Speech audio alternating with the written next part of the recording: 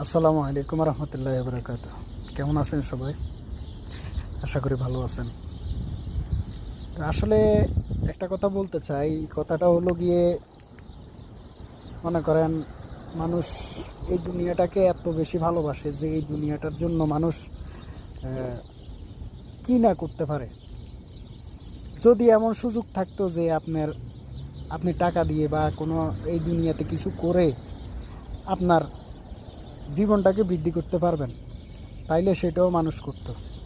ঠিক আছে, মানুষ বাঁচার জন্য এত কিছু করে। তবে আল্লাহ এই বাঁচার দুনিয়ার মোহে পড়ে মানুষ একটা জিনিস ভুলে গেছে, যে জিনিসটা হলো আল্লাহ তাআলা এই দুনিয়ার মধ্যে মানুষকে পাঠাইছে শুধু একটা মেহমান হিসাবে, একটা পরীক্ষা স্থান হিসাবে। যেই পরীক্ষা, যেখানে উত্তীর্ণ হলে আপনি পরকালে এক মহান জিন্দিগি পাইবেন, যে জিন্দিগিটা আপনার মানে আপনার শেষ হবে না।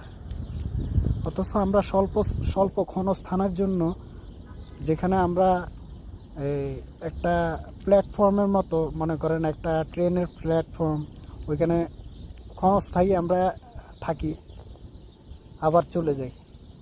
এটার জন্য আমরা এত কিছু করি, কিন্তু পরকালের জন্য আমরা কি করি? সেই জিনিসটা যদি সবাই চিন্তা করতো, তাহলে এই পৃথিবীতে কেউ কাউকে ভেদাভেদ করতো না, কোনো হিংসা করতো না। মানুষ শুধু আল্লাহর পথেই চলতো আর পরকালের চিন্তা করতো।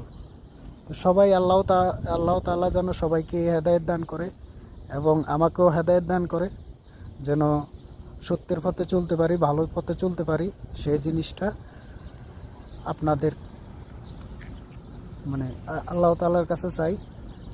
আর আপনারা সবাই আমাকে দোয়া করবেন, আমি যেন আল্লাহ তাআলা যেন আমাকে হেদায়েত দান করে এবং ভালো পথে চলতে পারি। আমিন। আসসালামু আলাইকুম।